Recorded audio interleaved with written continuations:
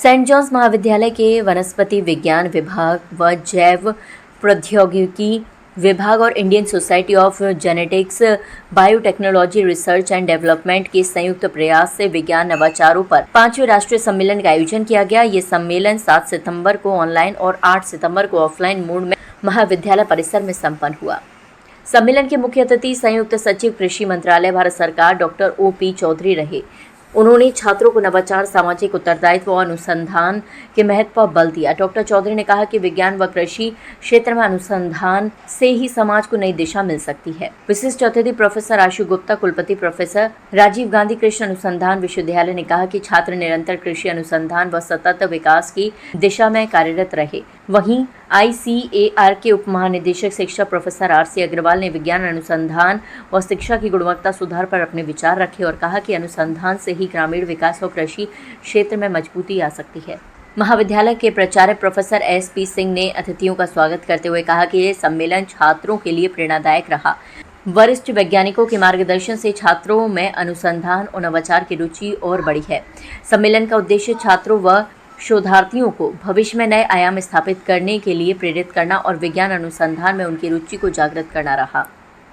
ये 2 दिवसीय जो कार्यशाला की गई है, एक कॉन्फ्रेंस की गई है, जो कि जेनेटिक्स और बायोटेक्नोलॉजी की जो हमारी सोसाइटी है, बहुत ही उपयोगी है और इसमें हमारे पूरे देश के विभिन्न विश्वविद्यालयों के विभिन्न संस्थानों के जो हमारे शोध संस्थान है उनके बच्चे, उनके टीचर्स, उनके एक्सपर्ट्स यहाँ आए हुए हैं और जो हमारा अलग-अलग तरह के एस्पेक्ट्स हैं विकसित भारत बनाने के लिए, इनोवेशंस को कैसे यूज किया जाए, आर्टिफिशियल इंटेलिजेंस का कैसे यूज किया जाए, सॉइल जमीन से संबंधित, जलवायु से संबंधित, बायोडाइवर्सिटी से कनेक्टेड, तो ऐसे बहुत सारे टॉपिक्स हैं जिन पर की चर्चा हो रही है, पैनल डिस्कशंस हो रहे हैं और ये भी पता लगाया जा रहा है कि किस तरह से कौन कौन से एरियाज हैं जिसमें रिसर्च की जाए। इस तरह की बहुत सारी चीजें हैं जिन पर कि यहाँ इस कॉन्फ्रेंस में चर्चा होगा। Sir, it's like a very knowledgeful, like मेरे लिए इतना सब कुछ सीखना एक जगह पे is like a door opening experience.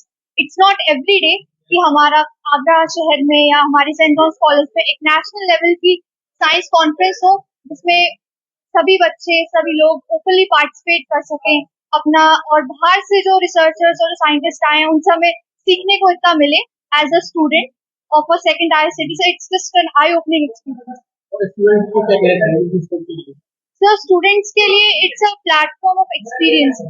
हमें अपना नॉलेज, हमें अपना जो सीखा हुआ ज्ञान है वो हमें सिखाने का मौका मिल रहा है। हमें पोस्टर प्रेजेंटेशन, साइंस एग्जीबिशन और जो काफी बड़े बड़े साइंटिस्ट रिसर्चर हैं उनसे बात करने का मौका मिल रहा है। तो सर मैं यही कहूंगी कि मतलब it is a step towards improvement.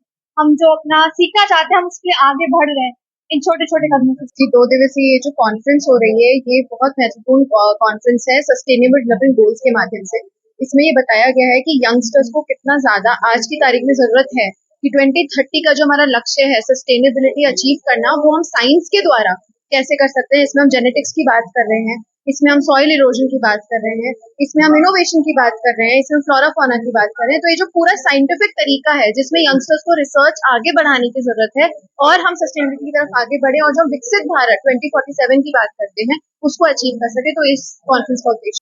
देखो, ये बहुत ही अच्छी कार्यशाला थी और इसके अंतर्गत स्टूडेंट्स को, शोधकर्ताओं को और समाज के लिए जो भविष्य में लाभ मिलने वाला है विज्ञान के क्षेत्र के माध्यम से, उस पे जो भागीदार थे, प्रतिभागी थे, उन्होंने अपने विचार प्रकट करने हैं, पेपर प्रेजेंट करने। इसका विषय जो है, मेन कॉन्फ्रेंस का विषय था कि प्लांट साइंस में इनोवेशन कैसे किया। इनोवेशन का मतलब है कि कोई नयापन लाया जाए और 3 जो मेन मुद्दे हैं उन पे इस कार्यशाला को जो ज्ञान है उसका प्रसारण करना। एक मुद्दा है पहला कि जो हमारे क्रॉप है, जो किसान भाई खेत में उगाते हैं, गेहूं, चावल, दुनिया भर की चीजें उगाते हैं, तो उसमें आपने देखा होगा कि आजकल खरपतवार बहुत आ जाती है, कीड़े बहुत आ जाते हैं, तो उनकी उत्पादकता कम होती है और खर्चा किसान का ज्यादा लगता है। तो इसको कम करने के लिए किस किस्म की रिसर्च होनी चाहिए, जिस तरह जीन एडिटिंग के माध्यम से 3 तरह के पौधों को आपस में मिला के और कोई नई चीज का जीन मिला करके ऐसा नया पौधा बनाया जाए जिससे कि उत्पादकता भी बढ़े उसकी और कीड़े कम लगे और खरपतवार से उस पर कोई असर न पड़े। पहला विषय तो ये है।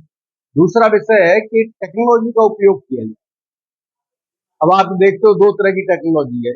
एक है जो जीन में जिसको जेनोम कहते हैं, आनुवंशिकी का एक श्रृंखला है गुणों की। तो जो जेनोम है उसको मैनिपुलेट करके और ये प्लांट बनाए जाते हैं लैब के अंदर। एक तो आपने नेचर में देखा है, और जो हाई यील्डिंग वैरायटी की अच्छी उत्पादकता के लैब में बनाए जाते हैं। तो उसके लिए टेक्नोलॉजी का उपयोग होता है, आर्टिफिशियल इंटेलिजेंस का उपयोग होता है, एआई जिसको कह रहे हो आप, जेनोम टूल्स हैं उनका उपयोग होता है। तो उस उपयोग पे भी चर्चा होगी, जिससे कि जो रिसर्च करने वाले लोग हैं उस टूल्स का तकनीकी के रूप में किस किस्म का पौधा तैयार करना चाहिए, उस किस्म की पौधे की डिजाइन वो टूल बताए। तीसरा विषय है कि इसमें सस्टेनेबिलिटी कैसे लाई जाए, ये लगातार जो है बना रहे और देश के रिसोर्स जो है वो कभी एग्जॉस्ट ना हो और क्लाइमेट का उस पर असर न पड़े।